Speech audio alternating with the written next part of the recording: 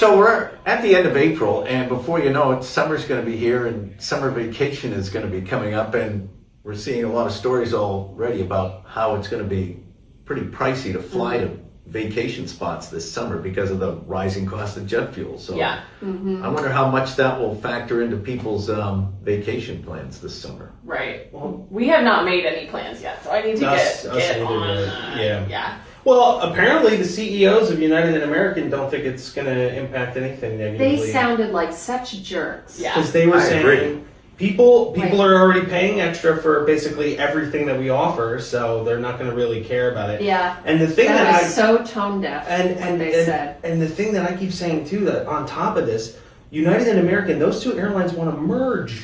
And we had something else where I think it was United and American were the biggest offenders in terms of airlines that have already started to jack up like extra, an extra bag is more to cover the gas from the war. That's good context. I don't see how people are going to be able to go with the idea of traveling, this summer with the idea that they are going to just keep raising fares because now you're having a hard time just affording gas for your car, never mind flying. Right. Yeah, but somehow people, even if they don't have the money, they make room, maybe it's going into debt, to do what they want to do. My friend sent me a video one time. She used to work in Orlando around the same time Lara was there, actually. And she sent me this video of folks being interviewed at Disney World about how much debt they have. And then talking about how many thousands of dollars they spent on their Disney World trip. So right to that point, it's maybe not the best financial decision. Yeah, people will just put themselves in credit card debt. And I don't think that air travel will dip. I think people they do what they want to do, and they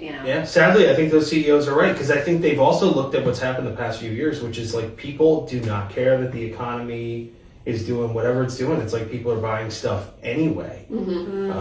So I guess that they're probably right. Yeah. Because it's probably been booked already, or they've got to book it. I think it depends on how much it goes up, right? I'm not going to pay $500 for a round trip ticket to Florida. Tax refunds people got, if their families, they got to travel, they got child tax credits. So I think they're maybe banking on people who are also probably going to say, instead of paying down their debt with their tax refund, they're just going to use it for their vacation. Oh, man. So I'm just going to drive to beaches. I'm not going to fly this summer. Right. Yeah, I'm okay with staying local. Yeah. I'll drive to Cape Cod. Yeah. I'll deal with the traffic at the bridge. Right. The only thing we have to do is fly to Myrtle Beach to see my mom.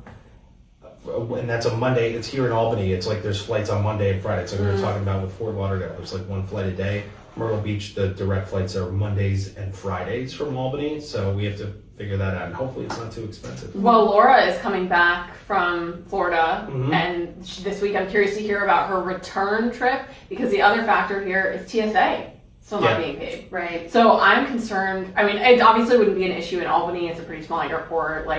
Never really have problems there. But I'm curious, these major cities and returning Orlando is kind of a nightmare airport to fly out of anyway. So I'm curious to hear how that goes when she comes back. Yeah, no, for sure. And just how... Just the news cycle has moved on from that TSA not getting paid. Remember when that was like the top story for every news channel, and then it was like Iran, and then it was like this, and then it was it, and then it just... And we had Laura at Albany during the height of that, and thankfully... Right. Well, the other thing we were going to talk about this morning is the game. Oh, Julia, do you want to tell us about Okay, so the game, I coined this as the game. It's when you are live on TV and there's a mistake in the prompter or there's a technical error, maybe a camera swings, but what you have to do as an anchor is you have to keep reading. You can't change inflection, anything like that. The person at home cannot notice. And if you're able to achieve that when there's some glaring error, you won the game. If you don't, the game's got you. And it happens multiple times every morning. It doesn't matter if it's this station, that station, what state, this state, last year, next year. It's always a constant. There's always mistakes. It's how you handle it on the fly. So we call it the game. That's right. So we had an issue with the game today. I mean, the game pops up every single day. It's live every TV, day, right? I think people expect that. And to be fair, it is our job as anchors to be sort of the last line of defense. Sometimes though things get changed mid-show or by the time we go to the desk, especially you at 4:30. Sometimes the later shows are not done yet, so we don't always look at something until we're already in the show. So we had an issue today where an intro wasn't written. You sort of ad-libbed it on the fly, though. Yeah, there were two guests we had on, and there was the name of one of the guests was in the script, but the name of the other guest wasn't. So I had to ask him. I said, "Sir, can I just have you introduce yourself?" Because I knew his first name, but I forgot his last name. You played it out really well, though, because Yeah. he had a really long title because he was a very distinguished individual, so he had a lot of accolades to go through. So it was kind of a funny moment, as in, like, no person could have possibly remembered this because he was so smart. And it was on the CW, wasn't it? It was on the CW. Okay. So, I don't know how you guys read prompter, because we don't do I prompters know. in weather, and I that's what LaPointe says. It's so tough to when you to switch. follow a script to me is hard. Not to Yeah. have to do with a script and just have it kind of coming out from your own thoughts. Right. It just seems more.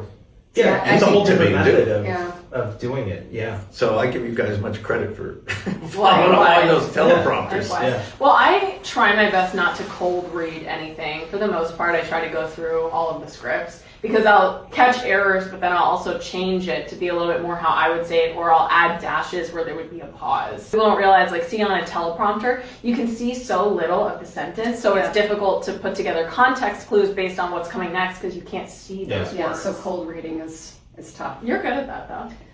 Yeah.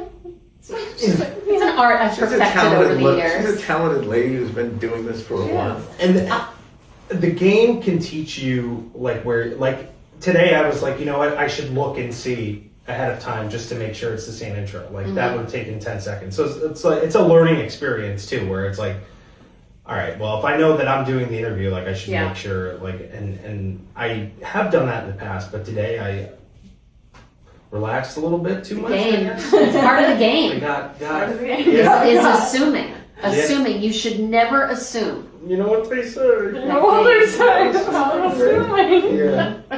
You can't say that. I know. Very All right. nice words. Well, the game.